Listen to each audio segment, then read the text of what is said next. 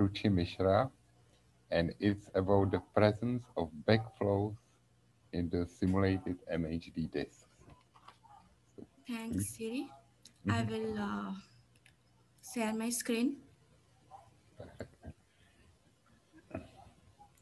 I hope it's visible. Yes, beautiful. Okay, so today my topic is the presence of backflow in the simulated MHD disks. This work is done in collaboration with Mickey and Professor Klusniak. So let us first understand why accretion disks are important. So when matter accretes into a massive object, it usually takes the form of a disk, and accretion disks are basically made of rapidly rotating gas which spiral inwards towards the central gravitating object. The central object could be a protostar, a young stellar object, a white dwarf, a neutron star, or a black hole. So, most astronomical objects, such as galaxies, stars, and planets, are formed by the process of accretion. Now, if you see this diagram, uh, accretion mechanism can be understood as a process where mass flows inwards and angular momentum flows outwards. So higher angular momentum of the gas is transported outwards by stresses. These stresses can be related to turbulence, viscosity, or magnetic field. Now, loss of angular momentum will allow the matter to slowly move inwards towards the central gravitating object, and that is how accretion process occurs. Now, we are particularly interested in a class of astrophysical objects called magnetized stellar type objects. So, these are basically stars with magnetic field. For example, it could be a T Tauri protostar, a white dwarf, or a neutron star. Now, these magnetized stellar type objects are often surrounded by accretion disk. In the right hand side, I have image of HL Tau protoplanetary disk taken by ALMA, and you can clearly see the ring structure of the accretion disk in the figure. Now these are real world example. In order to understand how accretion really occurs in these systems, we have to perform simulation. What we do is we perform two-dimensional axisymmetric resistive magnetohydrodynamic simulation of thin accretion disk. We use the Pluto code, and in our simulation, we have logarithmic stretch grid in the radial direction. We have here spherical coordinates, and the resolution here is 217 times 200 grid cells for 30 stellar radii. Now, for the initial condition, we use alpha Keplerian accretion disk from the Klusniak and Kita 2000 solution, and we have a stellar dipolar magnetic field that is penetrating inside the disk. Now in Pluto, we solve say this set of MHD equation, including the viscous and resistive term. So first we have the continuity equation, which is also the mass conservation equation. Then we have the momentum conservation equation. Next we have the energy conservation equation. And at the end, we have the induction equation to evolve the magnetic field. So basically our aim is to solve this set of equation in our simulation. And what we do is we perform a parameter study. We change the magnetic field, resistivity, and alpha viscosity for slowly rotating stars. So we have a parameter alpha V, which is the viscosity parameter, and it arises from the intensity. It tells us what is the intensity of viscous torque that allow the disk to accrete. and we vary this parameter from 0 to 1. Then we have alpha m, that is the resistivity parameter, and this basically describes the strength of coupling of stellar magnetic field with the disk material. And this parameter is also varied from 0 to 1. Now I have a snapshot for a certain range of parameter from the MHD simulation. This is for the resistive parameter 1, alpha viscosity 0.4. The strength of the magnetic field here is 1000 Gauss, and this is for slowly rotating star. It is 0.1 times the Keplerian breakup velocity. Now let us understand the snapshot. We have the star and we have the disk, and here the density color scheme is in logarithmic scale. The disk is truncated at 4 stellar radii due to the magnetic pressure, and the accretion occurs through this channel where the accretion flow follow the magnetic lines of forces. Now, the blue arrows here represent the velocity vectors. Here you can see that the velocity vectors are towards the central accreting object in the upper region, but in the midplane of the disk, you can see that the velocity vectors are turning around and the flow is away from the star. And this is the point around 5 stellar radii, we have the stagnation radius. This is the point where the backflow starts. Now, let us understand what are the flows in the star disk system. So basically, we have a central object and we have a disk.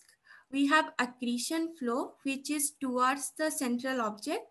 And we have the jet collimated outflow. We have conical outflow. We have disk wind.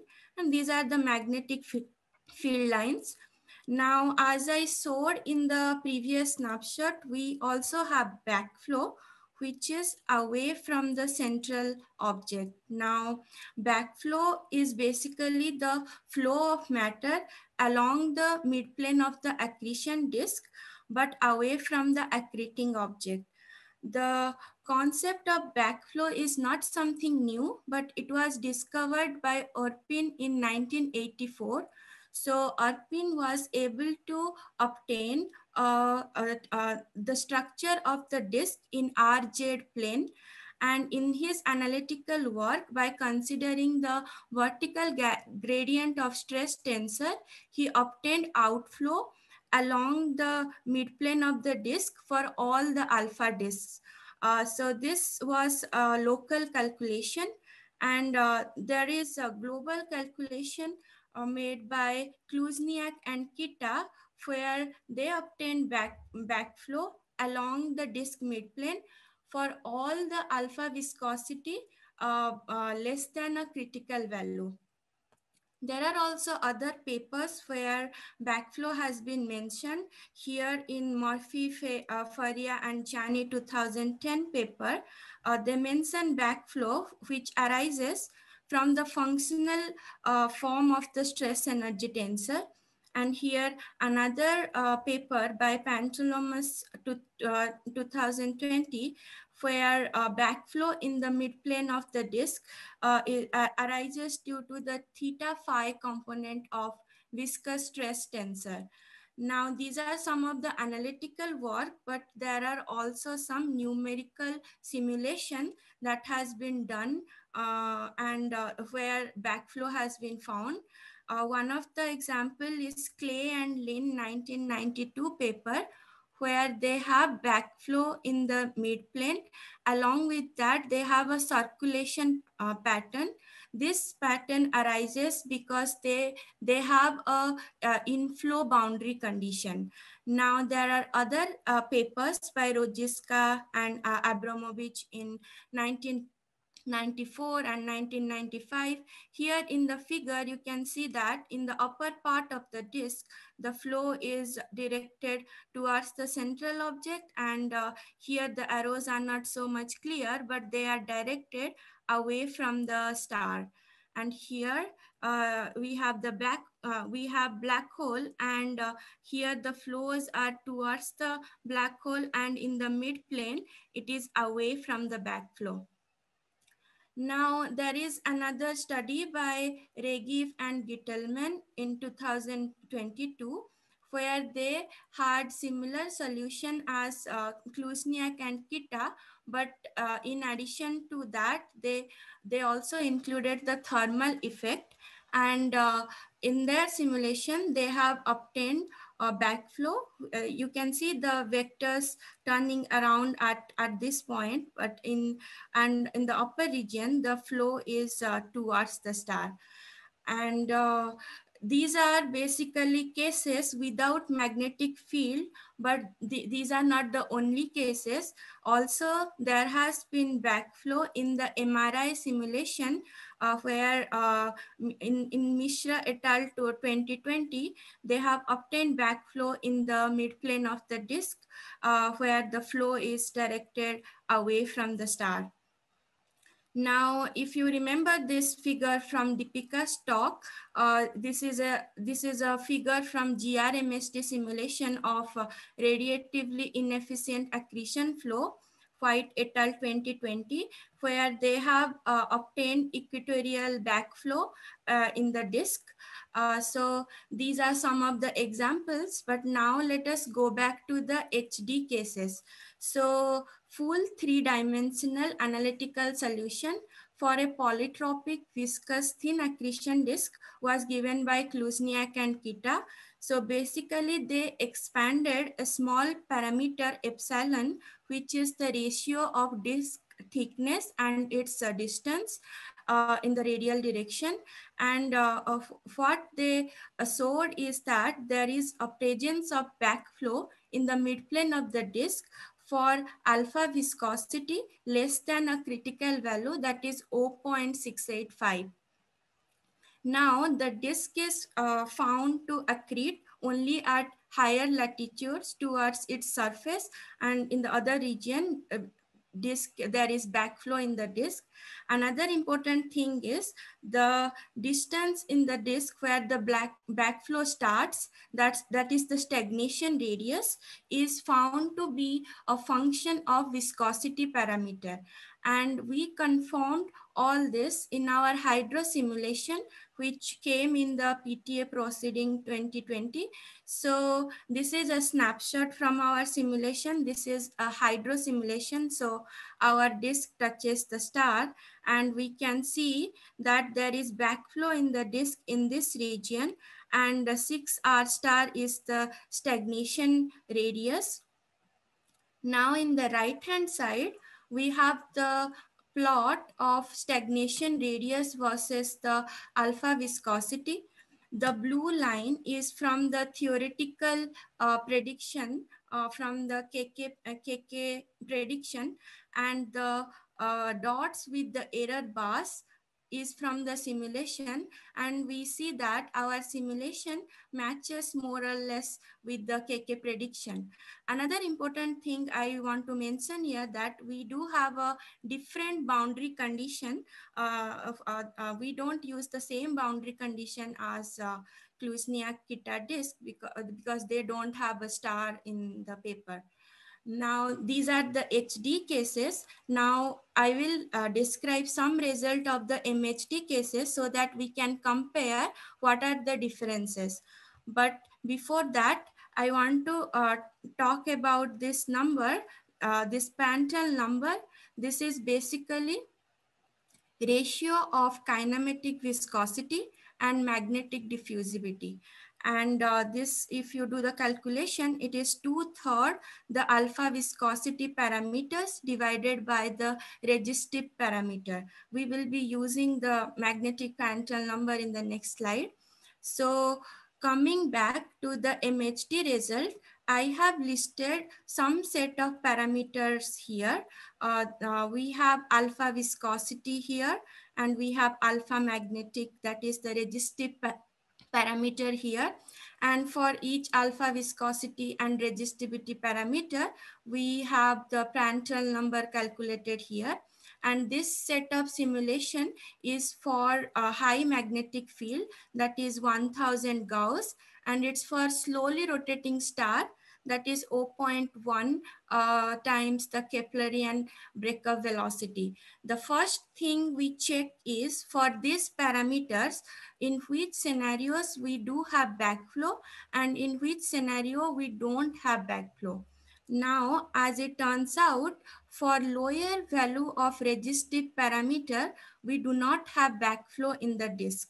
Then another observation from this table, we find that for Prandtl number less than 0.6, we have backflow in the disk. Now that we have backflow, let us understand what are the type of the backflow.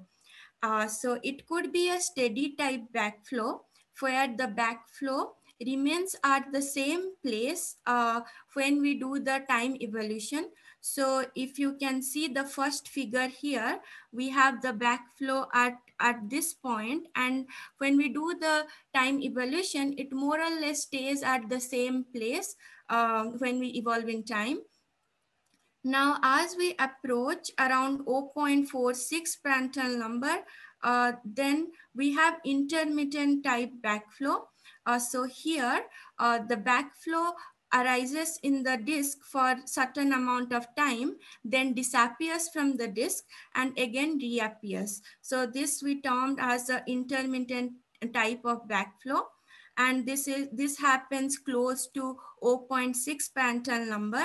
Now, when the Prandtl number is 0.6 or more than 0.6, we do not have backflow in the disk. So everything is towards the central star. Now, another important thing that we can observe here is what is the relationship between the alpha viscosity parameter and the stagnation radius. You can see that even if we increase the alpha viscosity, the stagnation radius stays more or less at the same place. If we plot them, so it looks like this. So this blue line is from the KK prediction. We can see that we do not obtain the same trend as we obtain in the hydro cases. So we have something very different in the MHD case. And these are some of the preliminary results for high magnetic field. We have to also analyze for the low magnetic field, and this is done for the slowly rotating star. It will be interesting to see if the result vary if we have we have higher rotation of star.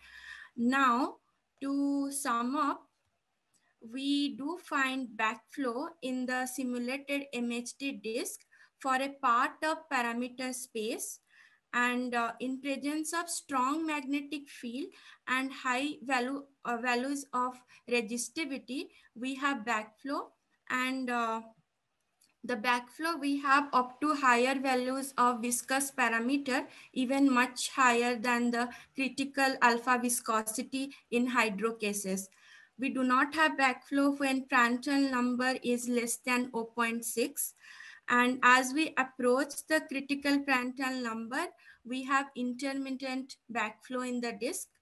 We do not find linear relationship of stagnation radius and viscosity parameter like the ones that are obtained in hydro cases. So this is the summary of my talk, and that's it.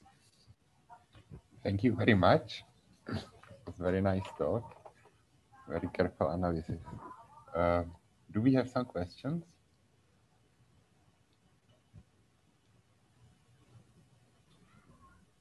Or comments?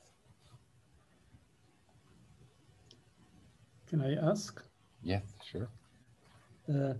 Hello, nice talk. I would like to ask what you expect if you include fast rotating star, whether these backflows will be suppressed or if they will be actually more generic or more often occurring. Oh, I have not done the simulation yet, but I think they will be still there.